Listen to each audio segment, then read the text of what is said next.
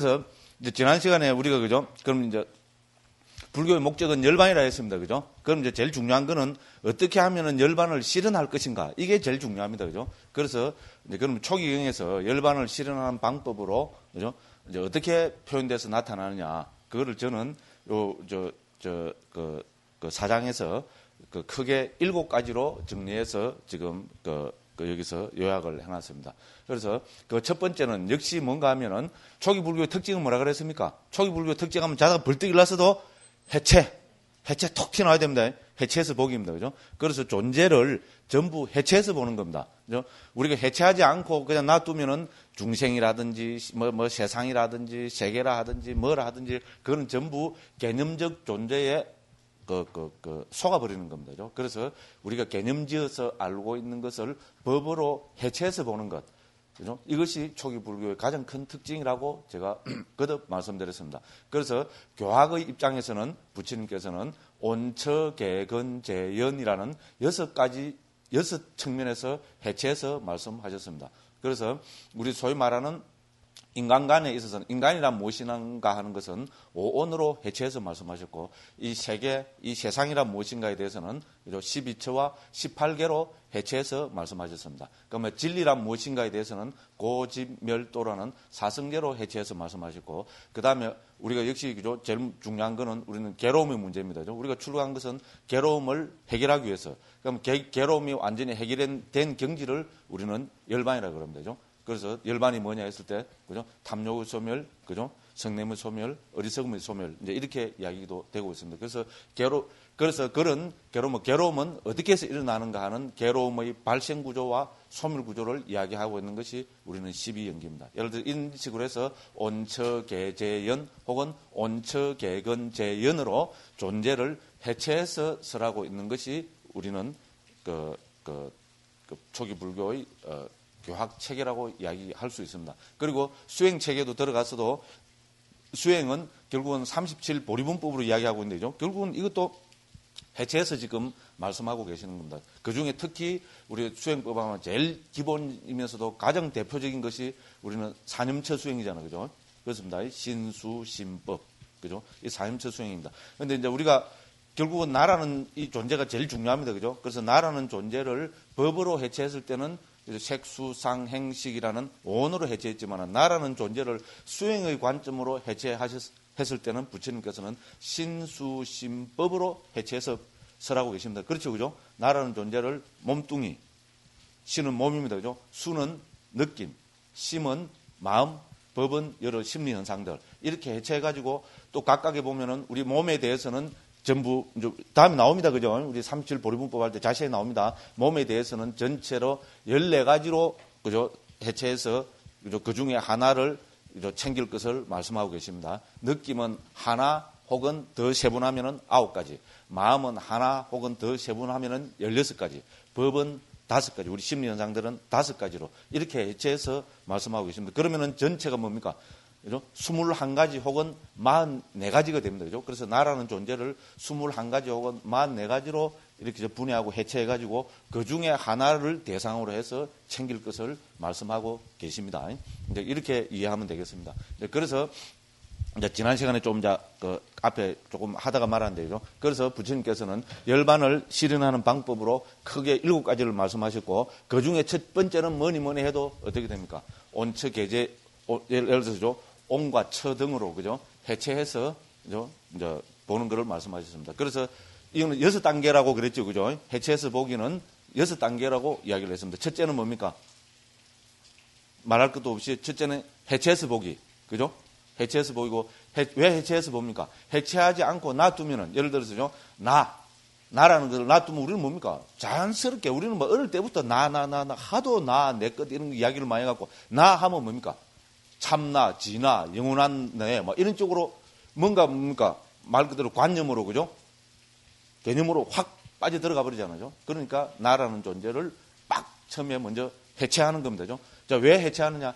해체해서 보면은, 해체하지 않으면은 참나, 지나, 대하, 뭐 이런 식으로 해서 뭔가 영원한 뭔가, 그죠? 있는 것으로 상정이 되고, 그게 폭 몰입되어 버립니다. 이렇게 되면은 그거는 불교 수행이 아닙니다. 그거는 완전히 힌두교 수행입니다. 잘 아시죠? 그죠? 힌두교는 진화 아트만을 아뜨만을 설정하고, 그죠? 그래서, 그 사람들은 범아일려 이라잖아요. 그래서 이 아뜨만을 깊이 추구해 들어가면은, 이 세상의 영원한 진리인 범, 그 사람들이 뭐라면 브라만, 그죠? 그건 뭐 다른 말로 우리 이제 진리의 세계로 보면 되면 되죠. 하나인 진리의 그것과 개합하게 되고 결합하게 된다는 거잖아요. 기본 사상이 그렇잖아요. 그걸 우리는 범아일려 사상이라고 그렇게 이야기합니다. 그죠? 이 뭐 말은 다르게 해도 그 사람들의 사상에 보면 기본적으로 다 그렇습니다. 근데 자연적으로 뭡니까? 나 이라 하면은 그쪽으로 흘러가 버립니다. 그러니까 그래 못 흘러가게 이걸 해체해 버리는 겁니다. 그럼 해체하면은 뭐가 봅니까? 해체를 하지 않으면은 영원한 게 영원하다고 생각해 봅니다. 그래서 잘못된 걸 좀 이따가 우리 계속 나오겠지만은 불교에서는 뭡니까? 제일 그 전도 우리 금강경에 반야신경에 뭐 나옵니까? 원리 전도 몽상 나오죠. 그죠? 원리 전도 몽상 덕 구경열반 이런 나오잖아요. 원리 전도 몽상 구경열반 나오잖아요. 덕자는 우리 빠진 겁니다. 산석 그릴 때는 덕자가 나옵니다. 그래서 전도 몽상을 앞뒤가 확 뒤바뀐 그죠? 꿈과 같은 잘못된 생각을 여의고 어떻게 한다는 말입니까? 덕 구경열반 되잖아요. 그렇게 해서 잘못된 생각을 팍 여의야 구경열반을 실현한다고. 금강경도 그런 나옵니다. 그죠? 그렇죠? 여러분 그 잘못된 생각, 전도된 생각, 빨라서 가는데 이거 계속 나옵니다. 그럼 어떤 것이 잘못된 전도된 생각입니까? 불교에서 4가지를 들잖아요. 잘 알고 계시죠? 사전도. 아시죠? 그죠? 사전도가 뭡니까? 상락아정. 아시죠? 사전도 할 때는 잘 몰라도 상락아정 하니까. 아하, 그죠? 무반응입니다. 다 아시죠? 너무 잘 아는 이야기를 제가 이야기하니까, 아이씨, 나 그거 다 알고 있는데 또 이야기하는데 이래서 아마 무표정으로 아마 앉아 계신 걸로 알고 있습니다. 그래서 상락아정이라 하는 것이 전도된 생각입니다. 영원하다. 상은 그죠? 영원하다. 낙은 뭡니까? 억수로 즐겁다. 항상 뭡니까? 행복하다. 낙, 그 다음 아는 뭡니까? 이것이야말로 진짜 내다. 정은 뭡니까? 그죠? 청정하다. 이렇게 뭡니까? 이 세상이라는 것은 상락아정이 아닌데, 이렇게 해서 그죠? 상락아정이라고 하는 것을 불교에서는 이미 초기경에서부터 대승불교까지, 우리 반야신경까지 다 이것은 전도된 생각이라고 이야기하고 있습니다. 그죠? 그래서 이 전도된 생각을 여의고 우리가 이제 구경열반을 정득한다는 겁니다. 그죠? 그래서 반야신경은 직관을 강조하기 때문에 중간 과정이 생략되어 있습니다만 초기경하고 아비달마에서는 딱 그 중간 과정으로 이야기를 하고 있습니다. 자, 해체하면은 뭐가 드러난다는 겁니까? 상락아정이, 그죠? 이제 잘못된 생각이 팍 없어지고 뭐가 드러난다는 겁니까? 상락아정이 반대되는 게 뭡니까? 무상. 낙에 반대되는 게 고. 그죠? 아에 반대되는 게 무아. 정에 반대되는 게 부정. 됐죠? 물론 우리는 초경에서는 무상고, 무아만 계속 나오지만 부정이 많이 나오는 것도 많이 있습니다. 그래서 4가지로 사전도로 이야기하면은 무상고, 무아, 부정이고. 그죠? 이제 부정은 좀 놔두면은, 그죠? 초경에서 거듭거듭 나오는 게 무상고, 무아잖아요. 그죠? 그래서 해체해서 보면은 무상이 보이고, 고가 보이고, 무아가 보인다는 겁니다. 이게 가장 중요합니다. 2번째 단계죠. 그래서 무상이나 고나 무아를 보게 되면은 염호가 일어나고, 염호하면 전봇대. 됐죠? 어이구. 아침부터, 그죠? 밥 잘 먹었는데, 그죠? 전봇대 웩 토해난, 어이구. 소름 끼칩니다. 죄송합니다. 아침에 공양 잘 드시는데, 그죠? 이런 무식한 소리를 해서 죄송합니다. 그래서 어쨌든 염호가 일어나고, 염호가 일어나면은, 탐욕이 빗발이고, 유혹이 되고, 탐욕이 빗발하면은 해탈하고, 해탈하면은 구경 해탈지가 일어난다고, 이렇게 됩니다. 또 그리고 또 많은 또 정연구는 저는 이거를 좋아해서 그죠. 왜냐면 이게 더 많이 나오고 이래서 염호, 이욕, 해탈, 구경 해탈지 요 정연구를 들지만 여기도 이제 계속 나오지만은 이 정연구 말고 또 초경에서는 염호, 이욕, 소멸로 나타나는 정구도 많습니다. 됐죠? 염호, 이욕, 소멸, 멸 아시죠, 그죠? 우리 고진멸도 할 때 그 멸, 소멸. 그럼 소멸이 뭐냐면 오늘 이제 하고 내라고 계속 하겠지만은 소멸은 열반의 동의어입니다. 됐죠? 그래서 염호가 일어나고 감각적 욕망이 빗발하면은 열반을 실현한다. 이렇게 나타나는 정구도 있고 염호가 일어나고 그죠? 감각적 욕망이 빗발하면은 해탈하게 되고 해탈하면은 해탈했다는 구경해탈지가 일어난다. 그래서 해탈과 구경해탈지는 결국은 열반하고 동의잖아, 그죠? 이제 그렇게 보시면 되겠습니다. 그래서 우리 이제 어떻게 해서 깨달을 것이냐? 이제 첫 번째로서 어제 그죠? 마지막에 이 부분을 이제 공부를 했습니다. 또 요건 또 계속 나올 거니까요. 요 정도 하고 그 다음 부분으로 또 넘어가겠습니다. 자, 그 다음에 또 이제 넘어가면은 두 번째는 뭡니까? 이제 57쪽이죠, 그죠?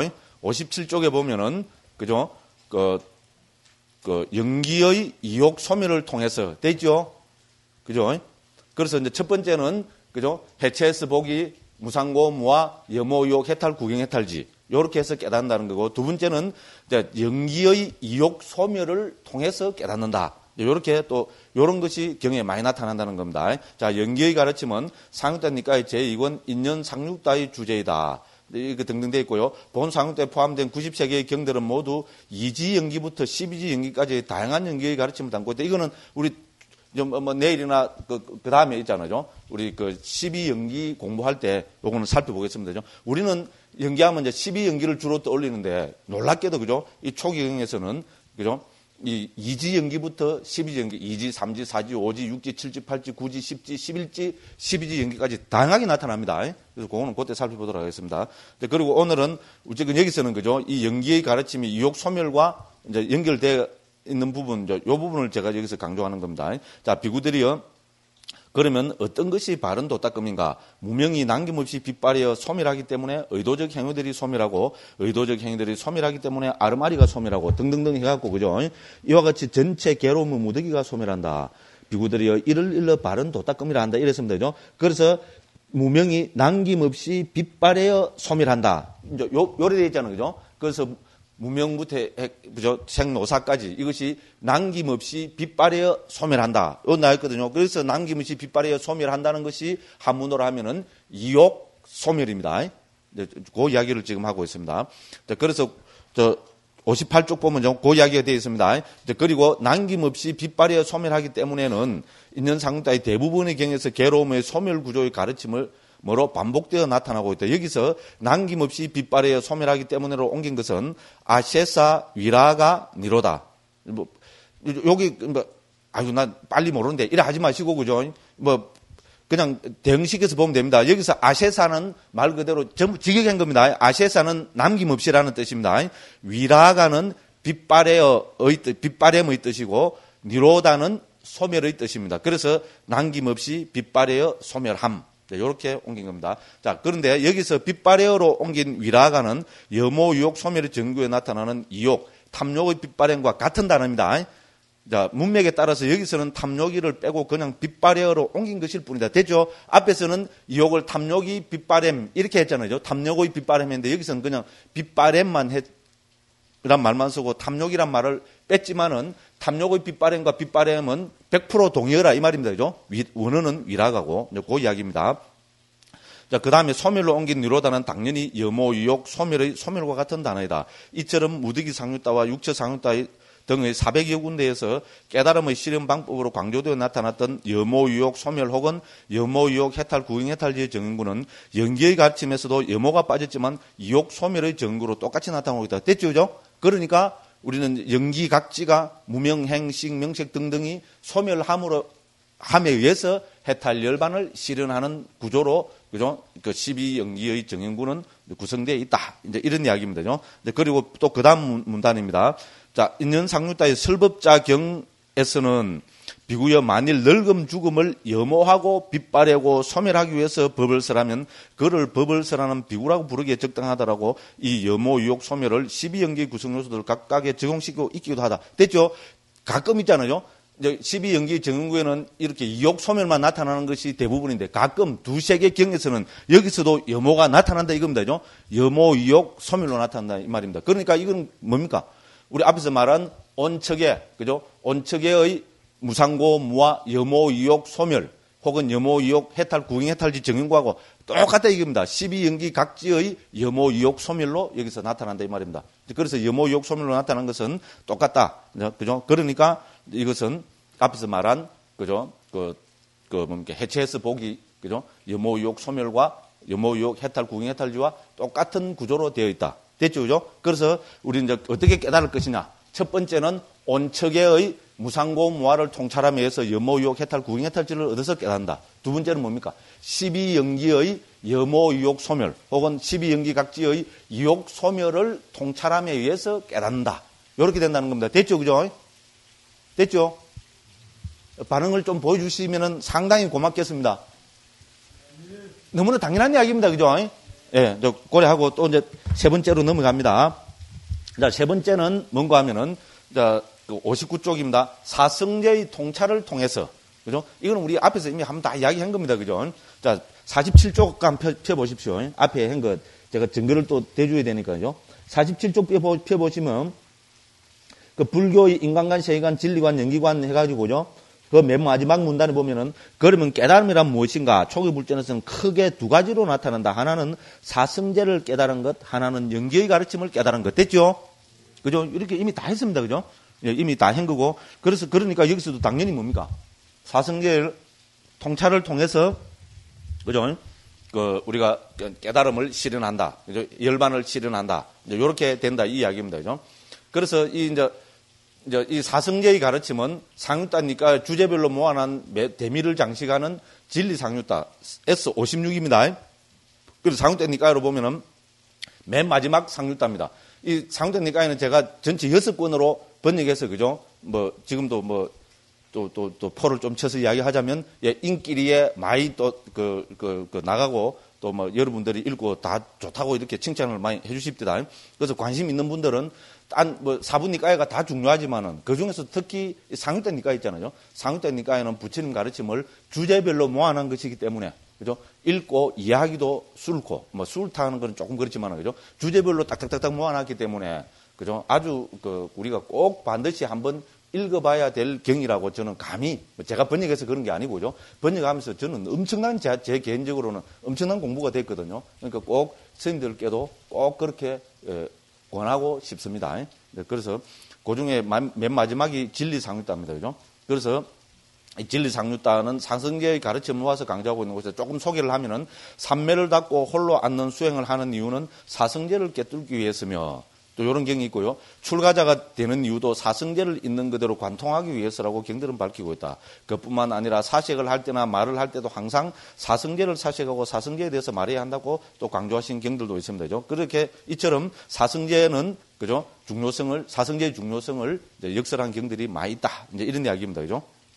그리고 당연히 사성제를 완전하게 깨달았기 때문에 열의 아란 정등각자라고 부른다는 경이 있고, 그렇기 때문에 아란이라고 부른다는 경이 있고, 또 사성제를 알고 보기 때문에 번뇌가 멸진한다고 강조하는 또 경도 당연히 나타나고 있습니다. 그죠? 그래서 이제 이처럼, 그죠? 깨달음은 사성제를 깨뚫고 관통하고 알고 보아서 실현되는 것이라고 진리상유따의 경들은 강조하고 있습니다. 그러고 우리가 이제 그거로 하면 부처님이, 그죠? 깨달음 그거를 하면은, 깨달음은 아니지만, 부처님이 그 삼매를 통해서, 그죠? 신통을 놔둔 거를 불교에서는 육신통으로 이야기하잖아요. 그죠? 그 육신통 가운데 앞에 5가지는 말 그대로 신통이지만, 육신통 가운데 제일 중요하면서도 맨 마지막에 나오는 것이 바로 지금 여기서 소개하고 있는 누진통입니다. 그 맨 마지막 줄에 보면은, 그죠? 뭡니까? 번뇌를 소멸하는 지혜 해서 누진통 해놨죠. 그죠? 이 누진통이 육신통 중의 맨 마지막이면서 제일 중요한 겁니다. 그죠? 그러면 이 누진통의 내용이 뭔가? 그죠? 번뇌가 멸했다는데, 번뇌가 멸했다는 이 누진통의 내용이 뭔가? 궁금 안 합니까? 다 알고 계시죠? 그죠? 그 내용이 뭔가 하면은, 한마디로 이야기하면 사성제를 깨달은 겁니다. 기가 막히죠? 누진통의 내용은 사성제를 철견한 것, 사성제를 깨뚫은 것, 그것이 누진통의 내용입니다. 그죠? 이제 그래서 그거를 제가 여기서 인용을 하고 있습니다. 자, 한편 다른 니까에서는 육신통 가운데 맨 마지막이며 깨달음을 실현하는 정연구로 번뇌를 소멸하는 지혜의 정연구가 많이 나타나고 있다. 이렇게 했습니다. 육신통 정연구는 저 뒤에 어디 나옵니다. 그때 우리가 한번 살펴보도록 하겠습니다. 자, 그리고 그죠? 그래서 번뇌를 소멸하는 지혜, 즉 누진통의 정구가 많이 나타나고 있다. 이 누진통의 정구의 내용은 사성제의 통찰이다. 경을 인용하면 다음과 같다. 이렇게 나왔습니다. 그죠? 자, 아침에 좀, 그죠? 비도 오고 좀 우울한 것 같은데, 같이 한번 확 읽어봅시다. 같이 읽으면 훨씬 또 낫겠죠. 그죠? 경 인용 부분 있죠. 그죠? 그런 나는부터 해서 이 경 인용 그 마지막까지 같이 한번 읽어보도록 하겠습니다. 그런 나는 마음이 삼매에 들고 청정하고 깨끗하고 흠이 없고 오염원이 사라지고 유연하고 활발발하고 안정되고 흔들림이 없는 상태에 이르렀을 때 모든 번뇌를 소멸하는 지혜로 마음을 향하게 하고 기울였다. 나는 이것이 괴로움이다라고 있는 그대로 꿰뚫어 안다. 이것이 괴로움의 일어남이다라고 있는 그대로 꿰뚫어 안다. 이것이 괴로움의 소멸이다라고 있는 그대로 꿰뚫어 안다. 이것이 괴로움의 소멸로 인도하는 도닦음이다라고 있는 그대로 꿰뚫어 안다. 이것이 번뇌다라고 있는 그대로 꿰뚫어 안다. 이것이 번뇌의 일어남이다라고 있는 그대로 꿰뚫어 안다. 이것이 번뇌의 소멸이다라고 있는 그대로 꿰뚫어 안다. 이것이 번뇌의 소멸로 인도하는 도닦음이다라고 있는 그대로 꿰뚫어 안다. 이와 같이 알고 이와 같이 보는 나는 감각적 욕망의 번뇌로부터 마음이 해탈한다. 존재의 번뇌로부터 마음이 해탈한다. 무명의 번뇌로부터 마음이 해탈한다. 해탈했을 때 해탈했다는 지혜가 있다. 태어남은 다했다. 청정범행은 성취되었다. 할 일을 다해 마쳤다. 다시는 어떤 존재로도 돌아오지 않을 것이다라고 꿰뚫어 안다. 됐죠, 그죠? 그래서 요 보면 우리 누진통의 내용이 뭡니까? 첫 번째는 사성제를 꿰뚫어 하는 것. 그다음 두 번째는 번뇌의 진멸도를 번뇌와 그 진멸도를 꿰뚫어 하는 것. 이 번뇌와 그 진멸도를 꿰뚫어 하는 것도 결국은 사성제 안에 포함이 되는 구조입니다, 그죠? 괴로움과 그죠? 그러니까 고진멸도 요 안에 포함되는 구조입니다. 그러니까 결국은 뭡니까? 우리가 누진통의 내용은 뭡니까? 이거는 사성제를 꿰뚫어 앓은 겁니다. 그리고 여기서 보면은 맨 마지막에 보면은 해탈했을 때 해탈했다는 지혜가 있다. 방금 읽었죠, 그죠? 이것을 저는 좀 뭡니까? 한문으로 좀 멋있게 말을 꾸며가지고 구경해탈지라고 표현하고 있습니다. 됐죠? 그죠? 해탈했을 때 해탈했다는 지혜가 있다 해서 태어나면 다했다. 청정범행은 성취되었다. 할 일을 다해 마쳤다. 다시는 어떤 존재로 돌아오지 않을 것이다. 요것을 두고 저는 구경해탈지라고 표현합니다. 됐죠? 제가 이때까지 계속 구경해탈지 지금 한 수십 번 했습니다. 염호, 유혹, 해탈, 구경해탈지 할 때 그 구경해탈지의 내용이 뭔가 하면은 태어나면 다했다부터 해서 어떤 존재로도 돌아오지 않을 것이다. 요 정인구를 저는 구경해탈지의 정인구라고 그렇게 표현하고 있습니다. 자, 그러니까 우리 이제 이처럼 누진통의 정인구는 사성제의 통찰을 통한 해탈, 구경해탈지로 구성되어 있다. 이것은 오온 12체에 대한 염호유혹 소멸이나 염호유혹 해탈, 구경해탈지의 정인구와 또 바로 앞에서 본 12연기에 대한 유혹 소멸의 정인구와 괴를 같이 하고 있다. 그렇죠, 그죠? 결국은 소멸 혹은 해탈, 구경해탈지로 기결이 되기 때문이다. 네, 그렇습니다. 그래서 부처님이 어떻게 해서 해탈 열반을 실현하시는가는 세 번째 그거로 저는 사성제의 통찰을 통해서 이제 그렇게 그 표현을 하고 있습니다. 초기경 그죠? 여러 군데 이렇게 나타나고 있습니다. 그래서 세 번째는 방금 보시다시피 사성제의 통찰을 통해서 그죠? 해탈 열반을 이제 실현하는 그로 말씀을 하고 계십니다. 그럼 네 번째는 이제 뭡니까? 팔정도의 실현을 통해서 당연한 이야기겠죠, 그죠? 초기 불교 가장 중요한 게 팔정도이기 때문에 그죠? 그래서 팔정도의 실현을 통해서 해서 상육단 니까의 제6권 초전법륜경에서 세종께서는 중도를 완전하게 깨달았다고 천명하고 계신다. 이렇게 했습니다. 그죠? 자, 그래서 이 초전법륜경이란 말 자체가 무슨 말입니까? 부처님의 최초 설법입니다. 됐죠? 부처님의 최초 설법을 기념하기 위해서 후대 사람들은 이것을 그죠? 초전법륜경이라고 그죠? 그 이름을 붙였습니다. 그죠? 이제 그래서 우리는 이거를 초전법륜경이라고 부릅니다. 그럼 초전법륜경의 내용이 뭔가 하면은 초전법륜경은 부처님이 중도를 선언하시는 겁니다. 좀 이따가 같이 한번 읽어보겠습니다. 중도를 선언. 어떤 게 중도입니까? 어떤 게 중도입니까? 초기경에서는 거의 예외 없이 팔정도가 중도입니다. 됐죠? 우리 이제 대승불교에서 반야부에서는 일리, 거래, 유무, 단상을 연 팔불 중도를 중도를 하잖아요. 우리 이제 용수 스님이 그죠? 그 중론송에서 팔불 중도를 이제 중도라고 부르고 있지만 그거는 이제 용수 스님이 반야부에서 이제 주창하신 것이고 초기경에서 중도는 예외 없이 팔정도가 바로 중도입니다. 그죠? 그런데 이 중도는 어쨌든 팔정도 이 중도는 너무나 중요하기 때문에 초기경 도체에서 강조하고 있습니다. 그래서 물론 이제 우리 팔정도 부분 저 뒤에 있잖아요. 삼실조도품에서 맨 마지막이 팔정도니까 거기서 또 다시 한번 보겠지만은요. 이 나온 김에 중요하니까 한 번 더 강조를 해서 말씀드리면은 자, 부처님의 최초 설법이 뭡니까? 바로 중도인 팔정도를 설법하신 거죠. 그렇죠? 그러면 부처님의 맨 마지막 설법이 뭐겠어요? 궁금하지 않습니까?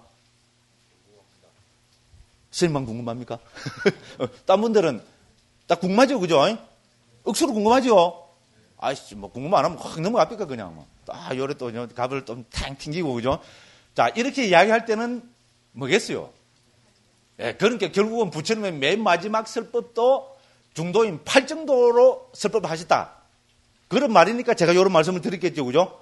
그런데 놀랍게도 정말입니다. 저도 막 끔찍 놀랐습니다. 부처님의 맨 마지막 일대기를 담고 있는 게 우리 대반열반경이잖아요, 그죠? 대반열반경은 억수로 깁니다. 우리가 아마 초기경 중에서 제일 긴 경 중에 하나입니다. 제일 긴 경 중에 하나가 아니고 제일 긴 경이라고 보여지는 그런 가르침입니다. 부처님이 돌아가시기 한 2년 전부터 부처님의 마지막 일대를 길을 있잖아요. 소상하게 다루고 있습니다. 그래서 여러 가지 일화들이 쭉 나오고 있는데 그 중에서 이제 부처님이 돌아가시기 직전에 부처님이 맨 마지막에 돌아가시기 직전에 돌아가실 때 유언을 남겼습니다. 5가지 유언이 있습니다. 궁금하죠? 궁금한 분들은 이제 시간이 없어서 안 됩니다. 이거는 궁금한 분들은 제가 번역한 대반열반경 있잖아요. 그 디가니까야 다 사보려면 그거 3만 원이니까 비싸니까. 그죠? 어이씨, 뭐 이래도 꼭 보고 싶은 분은 저한테 연락하십시오. 한번 보내드릴게요. 근데 그거 두꺼운 거니까 비싸고, 그죠? 그렇습니다. 그래서 제가 우리 초기 불전 연구에서 누가 그때 한 300만 원 보시를 하더라고요.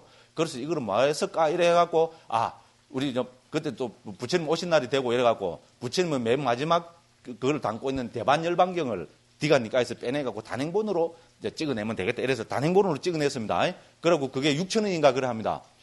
그 뭡니까? 웰빙 커피 한 잔 값입니다. 그죠? 서울에 가서, 그죠? 뭐 좋은 데 갈 필요도 없어요. 서울역 그 대합실 있잖아요.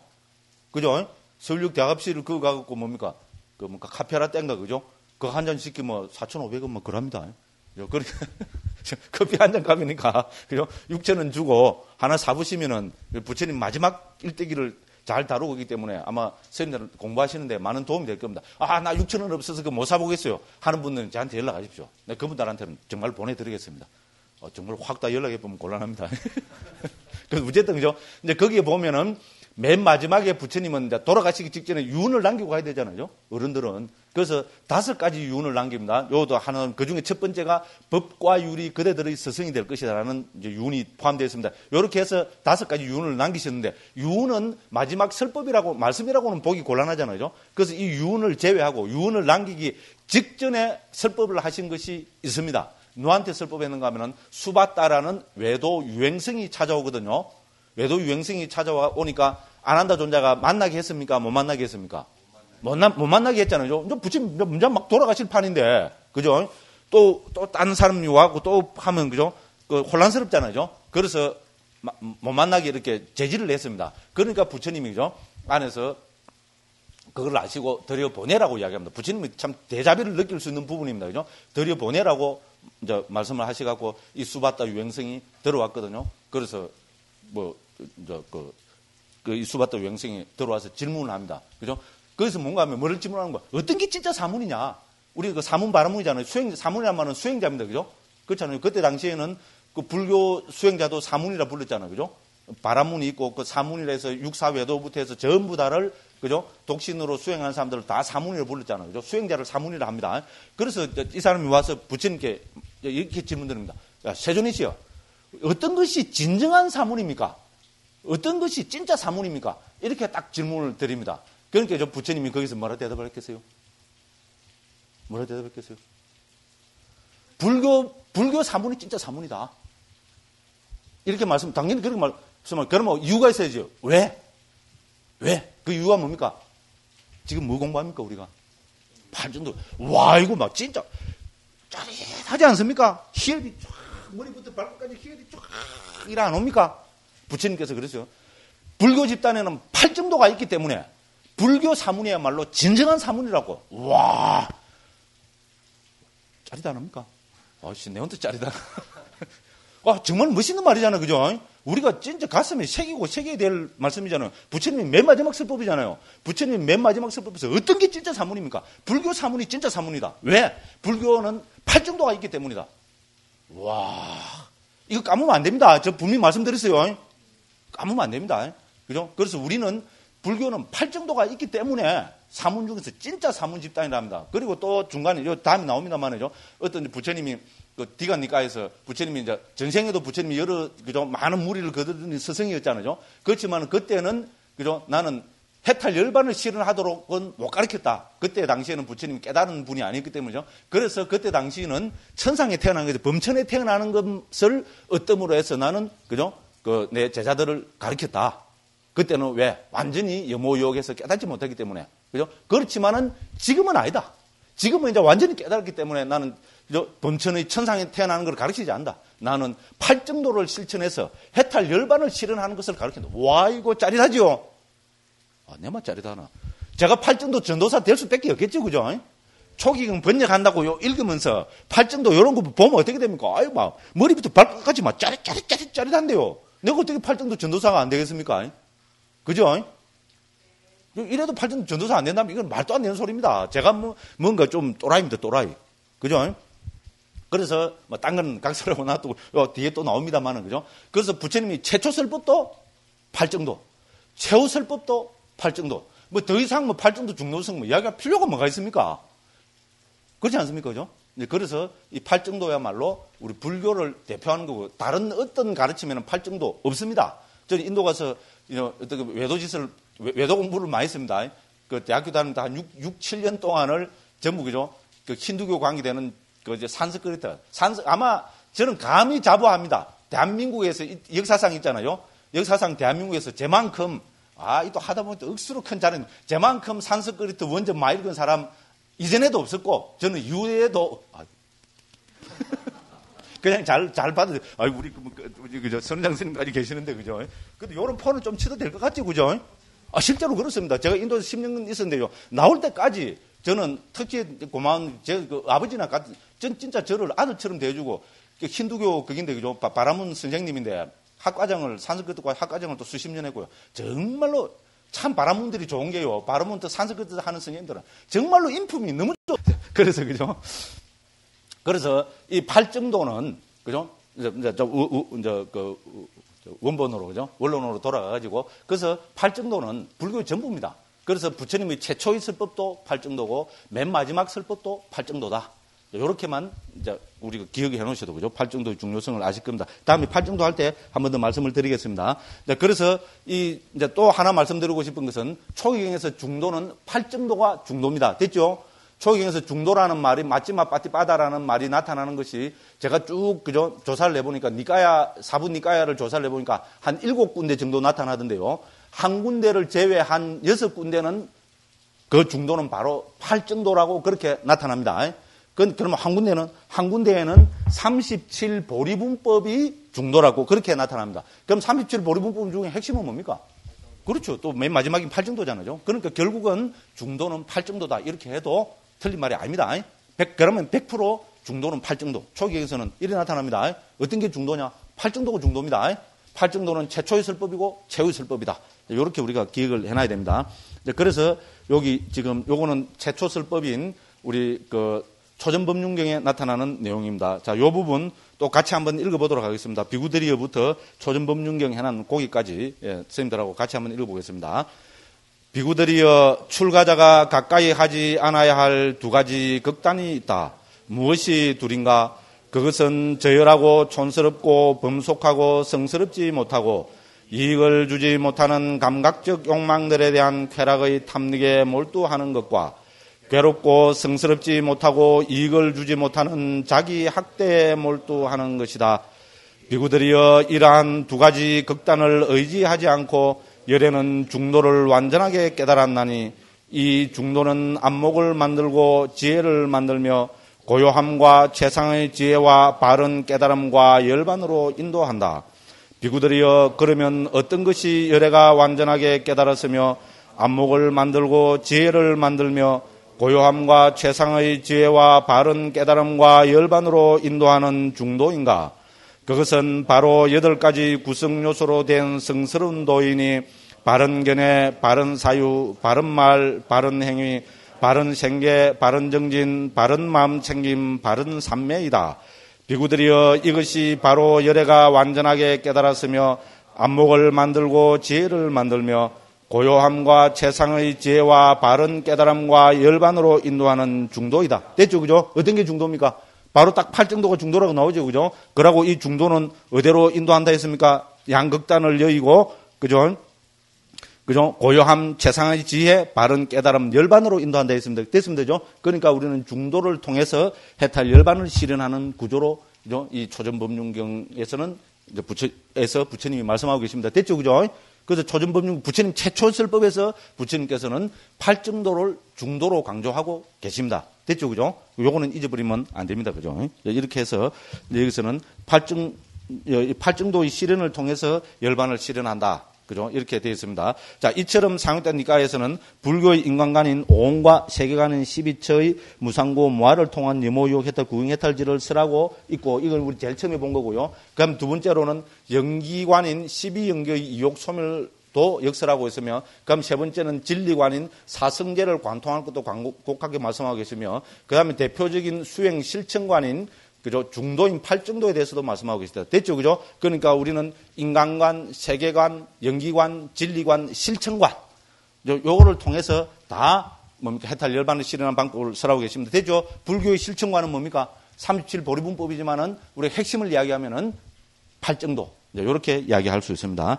그래서 우리 네 번째로는 우리 이제 팔정도를 통해서 그죠? 해탈 열반이 실현한다고 이렇게 나왔습니다. 그럼 이제 다섯 번째는 이제 그 팔정도를 비롯한 37보리분법을 닦아서 해탈 열반을 실현한다고. 이것도 당연한 이야기입니다. 그죠? 이렇게 그게 나옵니다. 그래서 62쪽입니다. 교학의 토대가 되는 온처연제의 가르침이 깨달음과 해탈 열반을 실현하기 위한 가르침이듯이 37보리분법으로 정리되어 상육대 니까의 제5권에 나타나는 수행의 가르침은 말할 필요도 없이 깨달음을 실현하기 위한 가르침이다.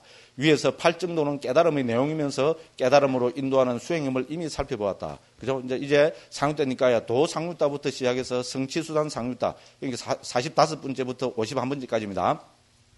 까지의 7가지 주제와 덜숨, 날숨, 상육다로 정리되고 있는 37보리분법의 구성요소에 대해서 간단하게 살펴보자. 이렇게 했습니다. 이제 이거는 우리 그죠? 17장 이하에서 그죠? 37보리분법은 자세히 설명되고 있습니다. 자세한 설명은 그때 드리도록 하고요. 간단하게 살펴보면요.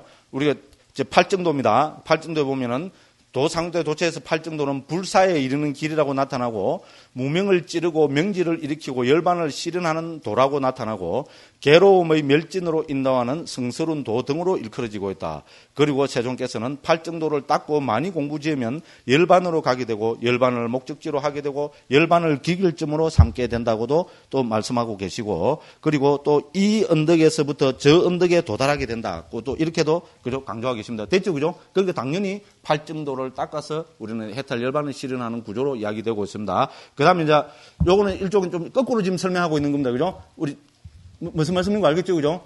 그죠? 우리 그 37보리분법은 별로 숫자가 낮은 것부터 나오고 있잖아요. 사념처, 사정근, 사여의족, 오근, 오력, 칠각지, 팔정도 이 순서로 나타나는데, 여기서는 저는 거꾸로 있잖아요. 팔정도, 칠각지, 오근, 오력 이런 순서로 지금 설명하고 있다. 요 이야기입니다.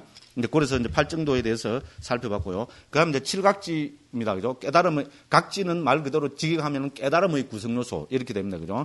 그래서 깨달음의 구성요소 상대에서는 7가지 깨달음의 구성요소를 닦으면 이 언덕에서부터 저 언덕에 도달하고, 당연합니다. 저 언덕은 우리 열반의 언덕입니다. 염오, 탐욕의 빗바램, 소멸, 고요함, 최상의 지혜, 바른 깨달음, 열반으로 인도한다고 나오고 있고요. 그 다음에 또 깨달음으로 인도한다고도 또 강조하고 있습니다. 그죠? 그리고 가래의 멸진으로 인도하는 도와 도닦음이요, 가래의 소멸로 인도하는 도와 도닦음이라는 등으로 칠각지의 중요성은 그죠? 이 칠각지를 하고 있는 이 깨달음의 구성요소 상도에서도 강조하고 있다. 이런 여기서는 이렇게만 설명하고 칠각지에 대한 구체적인 내용은 우리 다음에 살펴보도록 하겠습니다. 그 다음에 이제 세 번째는 오근 오력입니다. 어떤 것이 오근 오력입니까? 우리 그죠? 그 신정진 염정해 아시죠? 그죠? 믿음, 정진, 그죠? 염은 마음챙김입니다. 정은 우리 삼매라 할 때 그 정이고요. 해는 통찰지 혹은 지혜를 이야기합니다. 그죠? 그래서 이것을 그죠? 이것은 그저 큰 뭡니까? 능력을 갖고 있기 때문에 기능이라고 근이라고 돼요. 근을 저는 기능으로 옮깁니다. 기능으로 옮기고 그 뜻이 뭐냐면은 능력이라고 보면 됩니다. 이 5가지는 큰 능력을 갖고 있습니다. 됐죠? 이 5가지 능력이 있기 때문에 이 5가지를 닦을 때 우리는 이 능력에 의지해서 그죠? 해탈 열반을 실현하게 됩니다. 그리고 이 5가지는 또 똑같은 5가지는 힘이라고 불리게 됩니다. 그 왜 힘이라고 부르는가 하면은 이 5가지와 반대되는 것을 내려누리는, 없애버리는, 내려누리는 힘을 갖고 있기 때문에 힘이라고 그런다는 겁니다. 됐죠? 예를 들어서 믿음은 뭐를 내려누립니까? 말 그대로 불신 있잖아요. 호의불신하는 게 있잖아요. 이거를 내려누리고 파괴시켜 버리잖아요. 그래서 이거는 힘이라고 합니다. 그 다음에 또 믿음은 큰 능력을 갖고 있죠. 그죠? 해탈 열반을 실현하는 능력을 갖고 있다는 측면에서 볼 때는 근이라고 그러고, 그죠? 반대되는 불신 등을 내려누리는 힘을 갖고 있기 때문에 이거는 힘이라고 부릅니다. 됐죠? 그래서 초기경에는 항상 거의 같이 나옵니다. 오근도 나오고 오력도 나옵니다. 신정진, 염정해라는 이 5가지가 근으로도 표현도 되고 력으로도 표현됩니다. 다른 말로 하면 기능으로도 표현되고 힘으로도 표현된다. 이런 이야기입니다. 그래서 5가지 기능을 닦음으로 해서 얻어지는 경지를 기능 상륜단은 이제 이렇게 설명하고 있다. 이렇게 했습니다.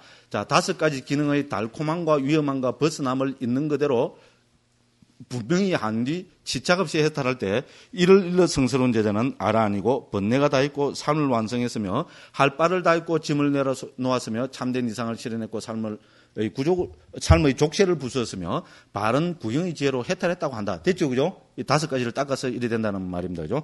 자, 그 다음 똑같이 해서, 그죠? 5가지 기능을 완전하게 하고 완성하면은 아란이 되고, 그죠? 이보다 더 약하면 불안자가 되고, 또 더 약하면은 일례자가 되고, 이보다 더 약하면은 예류자가 되고, 이보다 더 약하면 법을 따르는 자가 되고, 이보다 더 약하면 믿음을 따르는 자가 된다. 이런 이야기도 나옵니다. 됐죠? 우리 예류, 일례, 불안, 아란 나오죠? 예류라는 말은 무슨 말입니까? 흐름에 들었다. 흐름에 참여했다. 이 말입니다. 그죠? 성자들의 흐름에 이제 들었다. 이런 이야기입니다. 그죠? 그래서 이 예류자가 되면은 우리는, 그죠? 결코 이제 물러서는 법이 없습니다. 그래서 7번 더 이 세상에 이제 인간으로 돌아와서, 그죠? 이제 맨 마지막에, 그죠? 이제 그 아란이 되어서 해탈 열반을 실현한다고 그러더니 그래서 예류라고 합니다. 그럼 일례라는 말은 뭐겠어? 말 그대로입니다. 일례는 한 번 돌아온단 말이죠. 그죠? 한 번 더 돌아오는 자라는 말입니다. 이 세상에, 인간 세상에, 그죠? 한 번 더 돌아와서, 그죠? 또 열심히 수행해서 이제 아란이 돼서, 그죠? 다시는 이제 이 세상에 태어나지 않는다고 그렇게 이야기합니다. 그럼 불화는 무슨 말입니까? 말 그대로 화는 돌아온단 말이잖아요. 불화는 돌아오지 않는단 말입니다. 그래서 천상세계 이제 다시는 인간 세상에 혹은 악도 혹은 인간 세상에 다시는 태어나지 않는다는 말입니다. 그죠? 그래서 불환이라 합니다. 그럼 어디 태어납니까? 이 불환자는 정거천이라는 우리 그 색계 천상은 초선천, 이선천, 삼선천, 사선천 이 4가지로 나누잖아요. 그 사선천도 보면은 5단계로 5층으로 되어 있습니다. 그죠? 4층으로 되어 있는 5층으로 되어 있는데 좀 있으면 뒤에 나오면 그때 하겠습니다. 그래서 이 뭡니까? 불환자는 이 그 중에서 제일 높은 천상이 정거천이라고 있습니다. 말 그대로 청정한 존재들이 머무는 곳이라 해서 정거천이랍니다. 이 정거천에 태어나서 거기에서 머물다가 거기에서 구경열반, 반열반에 든다고 합니다. 그래서 불환자랍니다. 왜 불환인 거 알겠죠? 그죠? 인간 세상에, 그죠? 악처에 다시는 돌아오지 않는다는 그런 이야기가 됩니다. 그리고 아라하는 말 그대로죠. 할 바를 모두 다 해마친 사람. 그래서 그 완성된 사람, 그걸 우리는 아란이라고 이야기합니다. 그죠? 그래서 5가지 기능을 완전하게 닦으면 아란이 되고, 더 약하면 불안자가 되고, 이제 등등등등등, 이제 이렇게 격이 됩니다. 이거는 22장, 23장에서 이제 나타나고 있기 때문에, 이제 그때 또 살펴보겠습니다. 자, 또 그 다음에 한 장 또 넘겨보십시오. 64쪽에 보면 이제 4로 넘어갑니다. 4가지 중에서는 우리 사념처 있잖아요. 사념처를 저는 4가지 마음 챙김의 확립, 그죠? 혹은 더 풀어버리면은 4가지 마음 챙기는 공부 이렇게 옮깁니다. 그래서 4가지 마음 챙김의 확립 이렇게 하면은 사념처를 직역한 것이 됩니다. 왜 이것이 마음 챙김의 확립이 되느냐 하는 것은 이것도 더 뒤에 사념처 할 때 그때 하도록 하겠습니다. 그냥 여기서는 우리가 이제 그 사념처 요것만 했습니다. 그죠? 그래서 이제 부처님께서는 이죠 4가지 마음 챙김의 확립을 자신의 고향 동네라고 이야기하고 있다는 겁니다. 고향 동네가 뭡니까? 우리 고향 동네는 한번 그쪽 고향 동네는 죽을 때까지 고향 동네죠, 그죠? 한 번 해병은 영원한 해병이라죠. 죽을 때까지 해병입니다. 그죠? 그와 마찬가지로 한 번 고향은 자기한테 영원한 고향이잖아요. 그렇죠? 그래서 우리 꼭 뭐 출신 성분 따지잖아요. 고향, 뭐 양력하면 뭡니까? 죄 같으면 뭡니까? 몇 년도, 밀양출생. 그죠? 그렇게 양력에 툭 갖다 대잖아. 그죠? 그래서 고향 동네는 그만큼 중요합니다. 그죠? 그래서 수행자한테 있어서 고향 동네는 우리 토대가 되고, 밑받침이 되고, 자기 자신을 있게 해준, 그죠? 존재하게 해준 고향 동네는 뭐가 고향 동네겠습니까? 그래서 부처님께서는 이 네 가지 마음 챙기는 공부, 네 가지 마음 챙김의 확립이야말로 수행자의 고향 동네라는 겁니다. 됐죠? 네? 머나먼 남쪽 하늘 아래, 그리운 내 고향. 어디서 많이 듣던 소리입니다. 그죠? 됐죠? 그래서 이 수행자한테 있어서는 네 가지 마음 챙김의 확립, 사념체 이것이 고향 동네다. 그러니까 무슨 말입니까? 이거를 토대로 해서 이거를 절대로 잊어버리면 안 되고, 그죠? 이거를 잘 수행할 때 그 사람은 해탈 열반을 실현한다. 이런 말이 된다. 이런 이야기입니다. 그죠? 그래서 부처님께서는 이제 이 경에서, 그죠? 자신의 고향 동네인 행동의 영역에서 다니라. 자신의 고향 동네인 행동의 영역에서 다니는 자에게 말하는 내려앉을 곳을 얻지 못할 것이고, 말하는 대상을 얻지 못할 것. 말하는 누굽니까? 우리 그 마궁이라고 하잖아요. 그죠? 이제 우리 수행자들을, 그죠? 방해하는 우리 신입니다. 그 말하는 신으로 보면은 억수로, 그죠? 높은 신입니다. 그래서 우리 그 욕계 세상 있잖아요. 욕계 세상은 유욕천이라 그러죠. 유욕천 중에 최고 높은 천상이 타화자재천이죠. 그죠? 말하는 타화자재천에 머무는 막강한 신입니다. 그리고 군대를 갖고 있는 신입니다. 우리 초기경이나 힌두 문헌에 보면은 신들이 군대를 갖고 있는 신들은 많지 않습니다. 세 신 정도를 들 수 있습니다. 우리가 제일 처음 군대를 갖고 있는 신 하면은 누가 떠오릅니까? 그렇죠. 인드라죠. 그죠? 인드라는 신들의 왕이잖아요. 그죠? 신들의 왕이니까 당연히 뭡니까? 자기 군대를 갖고 있습니다. 그죠? 그죠? 그래서 그 인드라가 있고, 그 다음에 두 번째 우리 또 그 군대를 갖고 있는 신 하면 바로 마라입니다. 마라고 또 세 번째, 갑자기 또 생각이 안 나네요. 또 어떤 그 천상에 보면 어떤 신도 그 군대를 갖고 있는 신이 있습니다. 근데 어쨌든 그저 말하는 신으로 보면은 아주 막강한 신입니다. 군대를 갖고 있는 막강한 신이고, 그 다음에 이제 유욕천에 머물잖아요. 욕계천상에 머물잖아요. 그렇고 말하는 또 샘통이 많아갖고 있잖아요. 어떻게 되는가 하면은 수행자가 수행을 잘 해가지고 우리가 본산매를 있잖아요. 초선, 2선, 3선, 깨달은 거는 말할 필요도 없고요. 초선, 2선, 3선, 4선 이거를 많이 닦으면은 욕계천상을 뛰어넘어 버리죠. 그죠? 이걸 많이 닦으면 색계천상에 태어나잖아요. 자기보다 위에 태어나버리잖아요. 그죠? 이제 그러니까, 그죠? 누가 산매를 많이 닦는다든지, 그러면 뭐, 누가 좀 깨달음을 증득하려든지 이러면 어떻게 됩니까? 이 마라가 그 꼴을 못 봐갖고 있잖아요. 군대를 데리고 와갖고, 그죠? 확 그냥 막 흔들어 놔비 나는 겁니다. 그죠? 그래서 우리 뭐, 그 주석서 문헌인데 보면 그런 거 부처님 그 할 때 막, 그죠? 우리 뭐 경에도 이미 나옵니다. 상대니까 보면 이미 마라가, 그죠? 자기 그걸 보내갖고 부처님을 막, 그죠? 혼란시키는 그런 이야기가 벌써 그 상대니까에도 그 개송으로 나타납니다. 그죠? 그래서 마라는 그런 신이라고 이제 그렇게 이야기합니다. 수행자들이 수행을 해갖고 욕계천상을 넘어서는 꼬라지를 못 보는 신. 됐죠? 그래서 마라라고 합니다. 그래서 마라가 왜 마라냐? 여기 대해서는 우리 기본적으로, 그죠? 원어로 보면 마라거든요. 마라인데 이것이 어디서, 그죠? 파생되는가 하면은, 그죠? 이제 기본적으로 사전에서는 머르에서 파생됐다면 머르는 to kill 혹은 to die 혹은 to make die 이 말이 있는가 모르겠는데. 그러니까 머르는 죽이는 겁니다. 됐죠? 그죠? 그래서 마라는, 그죠? 뭡니까? 자기보다 그게 약하고 하는 사람을 쳐 죽이는, 그죠? 그 존재를 쳐 죽이는 그 신이기 때문에 마라라 한다고 이렇게 이야기를 합니다. 그 불교 문헌에서는 거의 전부 다가 이 투킬에서 파생된 거로 봅니다. 근데 이제 간혹 드물게 힌두 문헌에 이래 보면은 마라는, 그죠? 서머르에서 파생된 거로 이렇게 합니다. 우리는 이제 마라라 하지만은 힌두 문헌에서는 스마라로 나오거든요.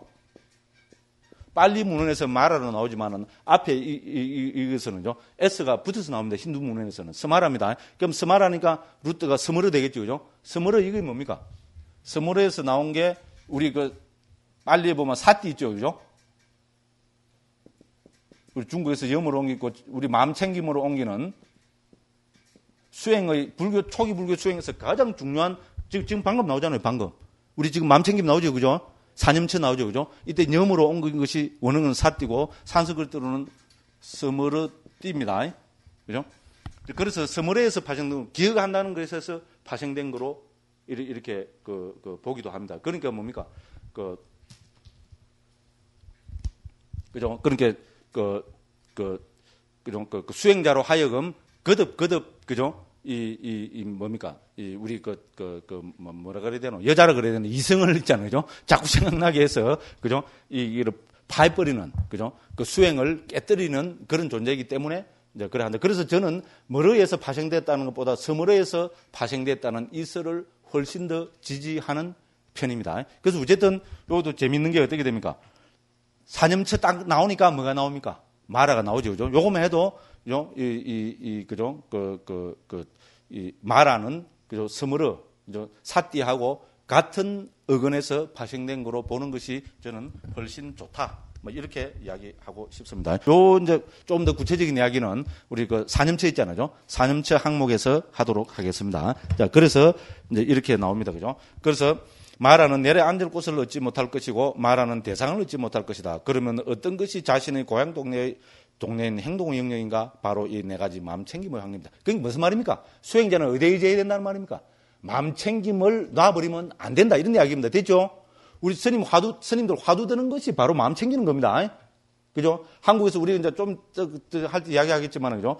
우리가 이 사띠는, 그죠? 사띠를 마음 챙김으로 옮긴 것은 완전한 의역입니다. 사띠는 우리가 기억 혹은 응념 정도의 뜻입니다. 근데 기억이래 하니까 이게 수행 용어가 안 돼버리잖아요. 그죠?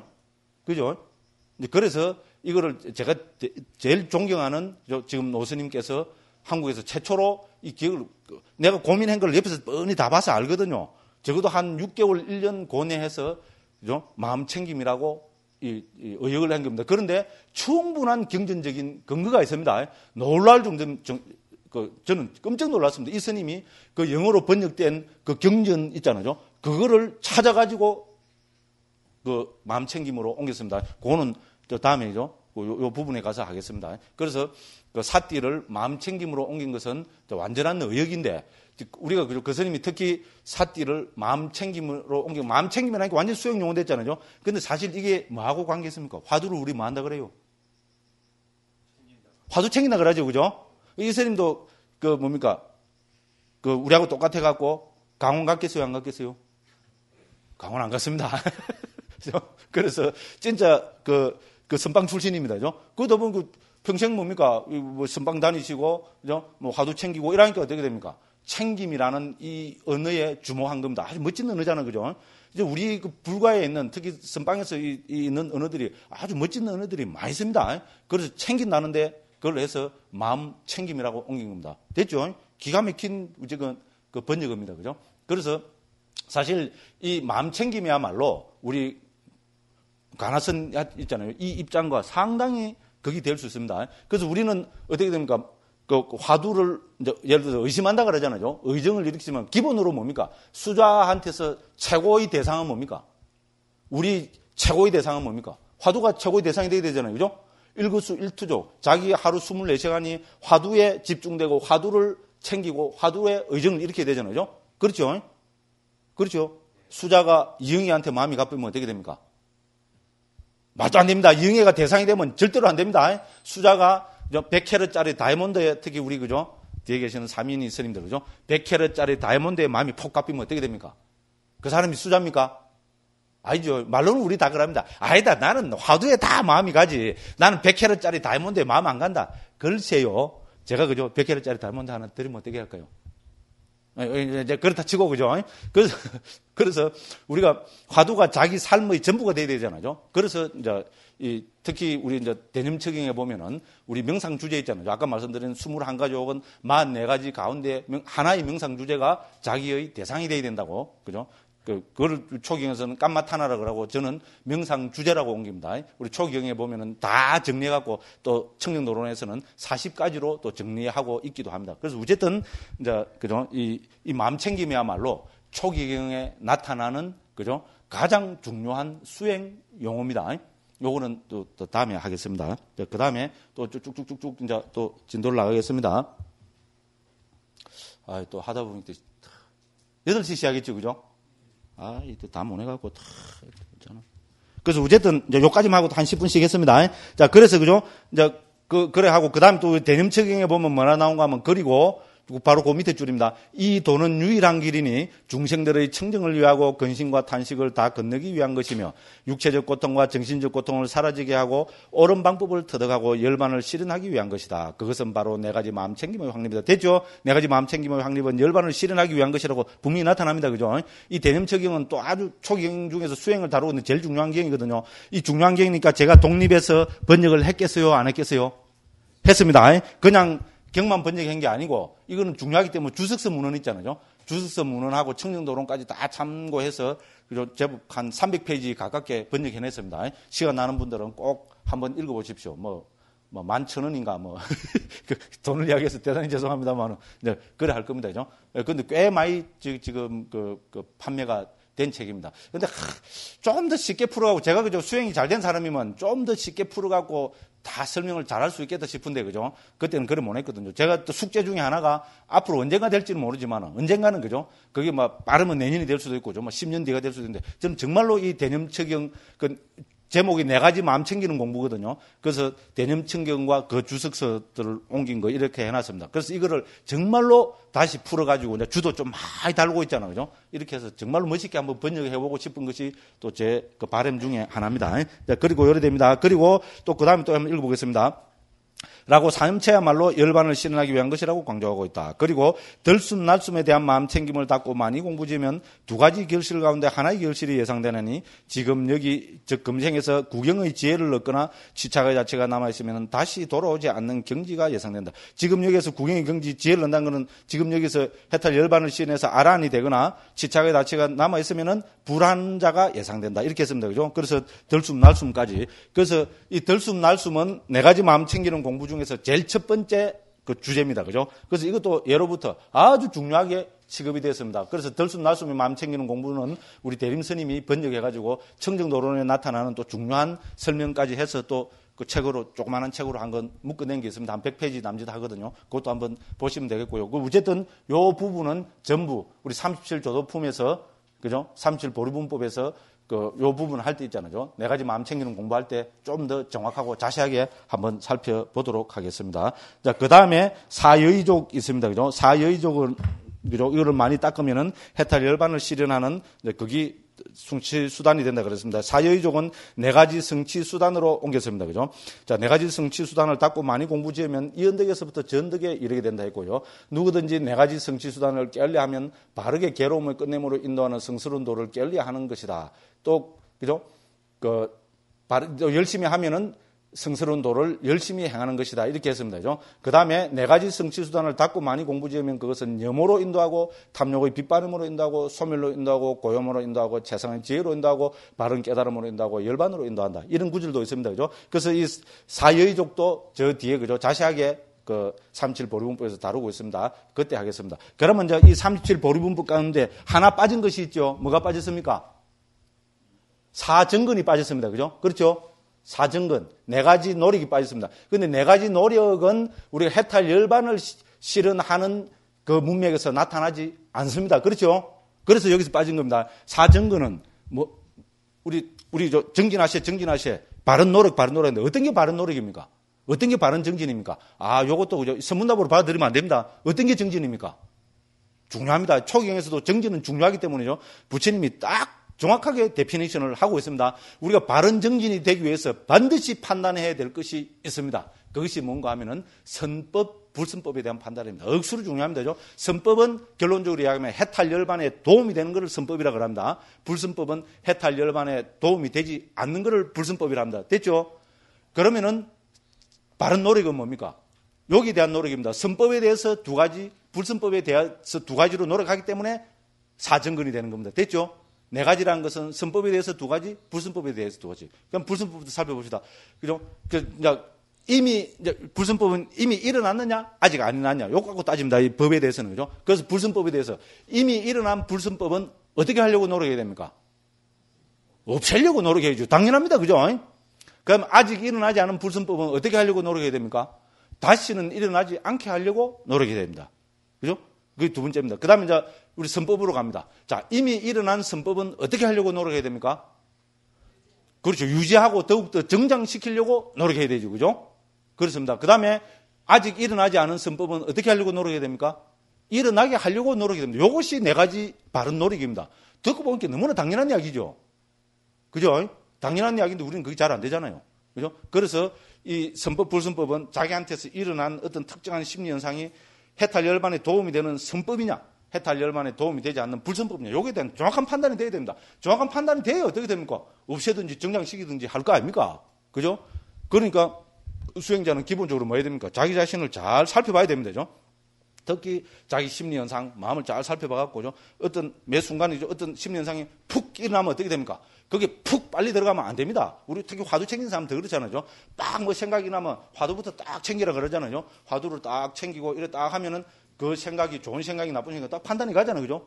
뭐 선생님들 다 그래 하고 있잖아요.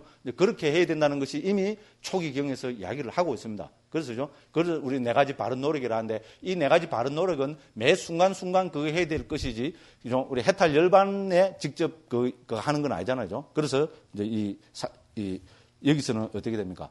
이 해탈 열반을 실현한 이 법에서는 사정근이 이제 빠져서 나타나고 있습니다. 예, 이렇게 하고 또 한번 10분 쉬었다가 요 다음 부분 계속 하도록 하겠습니다. 예.